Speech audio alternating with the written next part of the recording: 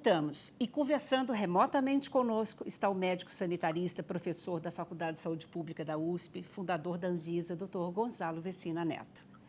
Dr. Gonçalo, retornando então ao nosso bate-papo sobre Covid-19, por favor, esclareça quais os exames que nós temos hoje para diagnosticar e em que momento devemos fazê-los. Bom, existem basicamente dois exames. É um exame que a gente chama de molecular, que é o RT-PCR. É um exame que hoje tem duas técnicas para ser colhido. Se colhe pegando com um cotonete no fundo da orofaringe do nariz e colocando num tubo de ensaio que tem lá uma solução para conservar, vai para o laboratório e faz o exame. Outra hipótese que alguns laboratórios estão fazendo é usar saliva. Parece que é mais fácil, mas a quantidade de saliva necessária é grande, 3, 4 ml de saliva. De qualquer forma, esse exame identifica vírus. O vírus em si na orofaringe. Esse exame diz tem, não tem vírus. Por isso, ele é o exame usado para fazer diagnóstico e acompanhamento de casos. Outro exame, nós chamamos de sorológico. E ele pode ser feito com sangue retirado de uma veia, então tira lá 2, 3 ml de sangue e leva para o laboratório e faz no laboratório.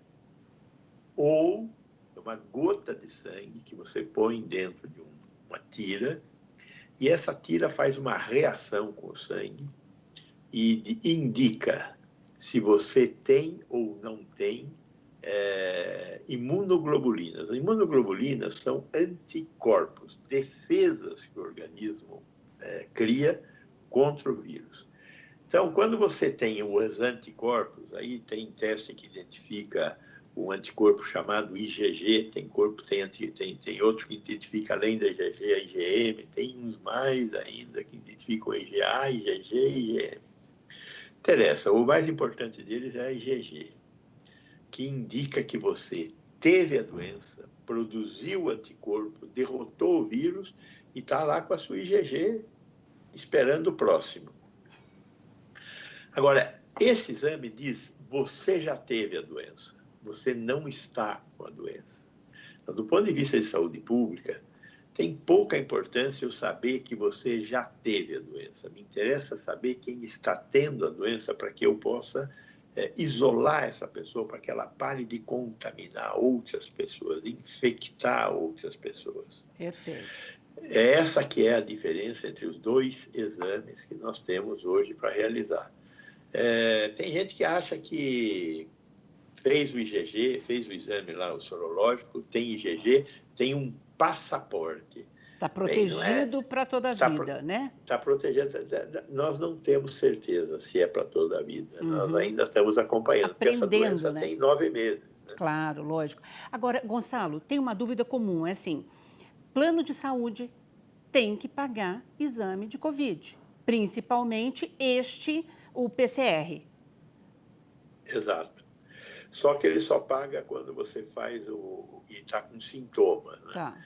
Então, é lógico que quando você está com sintomas é um bom momento para fazer isso. Só tem uma questão, né? Você vive com 3, 4 pessoas na sua casa, você está sintomático. Vai lá, faz o exame, deu RT-PCR positivo. Você tem o vírus na orofaringe. Obviamente, você quer fazer nos seus familiares, só que seus familiares não têm sintomas. Aí o plano não paga. É importante a gente notar que essa doença, ela tem pelo menos 3 tipos de manifestação.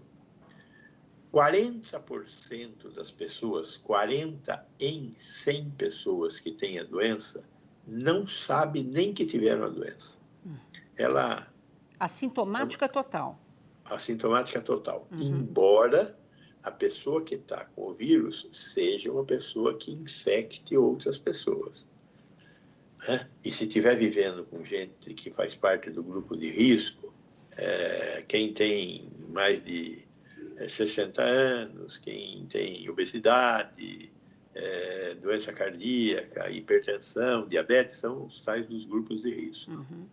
Ele pode transmitir essa doença para um grupo de risco. Então, é importante saber que uma pessoa está ou não infectada, apesar de não ter sintomas.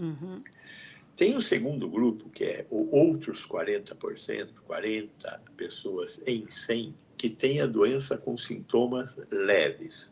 É uma gripe, tosse, pode sentir falta de cheiro, sabor, um pouquinho de febre, dor no corpo, dor de cabeça, tosse, coriza, escorrimento nasal, né?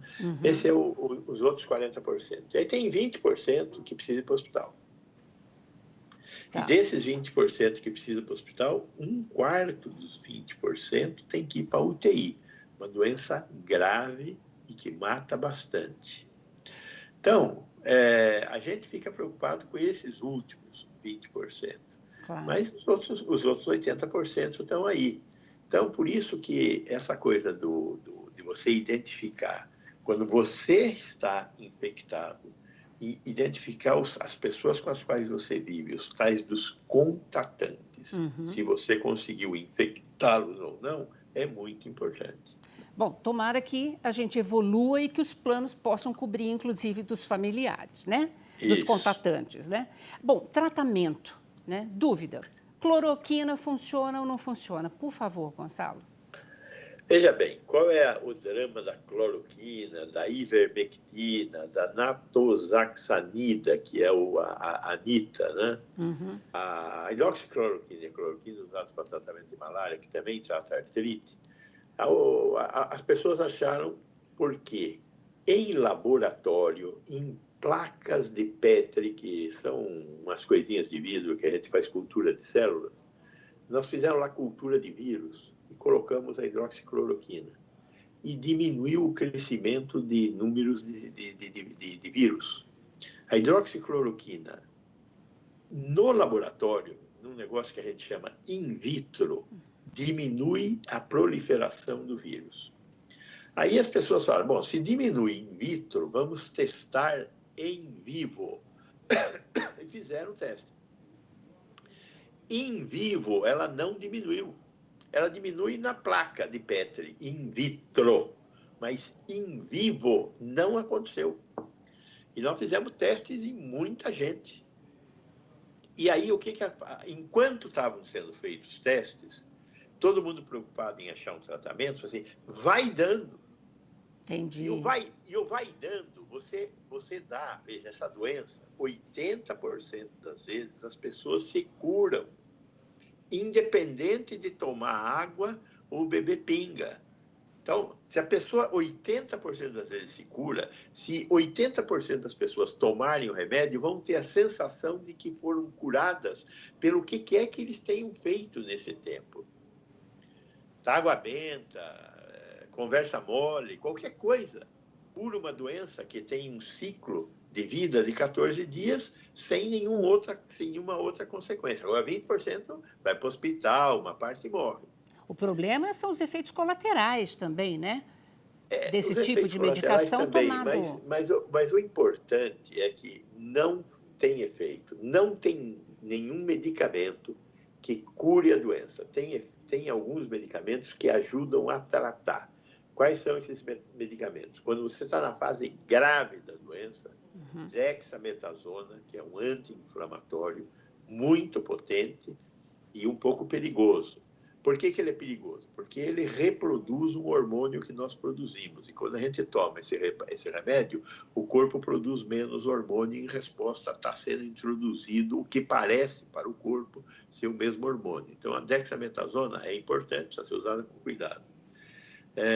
Anticoagulante, é uma fase da doença que se produz muito coágulo. Então, heparina.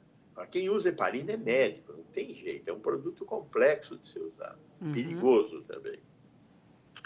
E aí os outros sintomáticos, e às vezes, por causa das pessoas terem que ser entubadas, tem que usar anestésico para a pessoa não ficar lutando contra a intubação, que é uma coisa muito antinatural. Então, basicamente, não existe nenhum produto que tenha comprovada ação no tratamento da Covid-19. Perfeito. perfeito esclarecimento.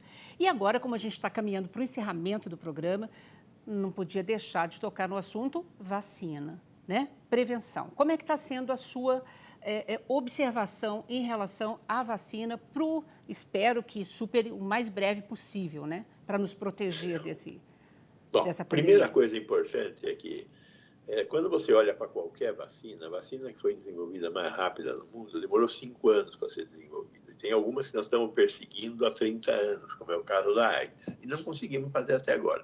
Como é que a gente fez essa vacina em 1 ano? Em 2003, nós tivemos uma epidemia de um vírus que é primo desse, é um outro coronavírus.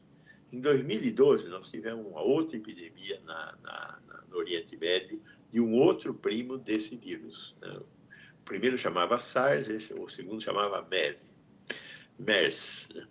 Que é o dos camelos. Pois bem, então, desde 2003, nós estamos com essa família do coronavírus em estudo para produzir vacina. Estamos perto. Aí, de repente, acontece essa crise mundial. Os cientistas que estavam estudando essas vacinas derivaram um pouquinho e começaram a estudar a vacina do Covid-19, usando o que já tinha de conhecimento acumulado desde 2003. Então, não começou ontem, começou em 2003 fazer essa vacina. Desenvolveram uma vacina que, em animais, se mostrou positiva. Fomos para os humanos, fase 1, ver se ela é segura. Injeta em 100 pessoas e vê se existe algo mais além de dor no local, febre, essas coisas. Ok, passou. Injeta em mais 100, 200 pessoas, vê se produz anticorpos. Ok, passou, é eficaz. Agora vamos para a fase 3. Estamos fazendo fase 3 de 10 modelos de vacinas. Tem vacina que é feita com vírus inativado, tem vacina que é feita com pedaços de vírus, proteína, tem 2, 3 tipos de vacina no mercado sendo desenvolvidas. Tem 10 delas em fase 3. O fase 3 o que é? Pega 50 mil pessoas, injeta o produto e vê o que acontece. Se é segura e se produz efeito. Uhum. Essa fase a fase em si demora 6 meses. Mas depois a gente vai continuar acompanhando essas pessoas que tomaram essa vacina por ano. E aí, passou na fase 3, pode usar a vacina. Bom, que essa vacina chegue o mais rapidamente possível e não tem, né, essa coisa de, porque é da China, onde começou e tal, enfim, né? As vacinas inglesa e chinesa são feitas na China. A da AstraZeneca, a fábrica da AstraZeneca é de propriedade de uma fábrica irlandesa, mas está instalada na China. Que a gente se proteja. Gonçalo, eu só tenho gratidão a você, viu? Que respeito muito pelo esse esclarecimento fundamental para a população. Muitíssimo obrigada, viu? Obrigado a você e um abraço para todos os seus espectadores e para você particularmente também, que eu gosto muito. Obrigada. Um grande abraço. Obrigada. Tchau, tchau. Obrigada a você também que nos acompanhou até aqui. Se você quiser rever esse ou qualquer outro dos nossos programas, acesse saopaulo.sp.leg.br ou nas nossas redes sociais. TV Câmara São Paulo, assista, fique sabendo. Muito obrigada.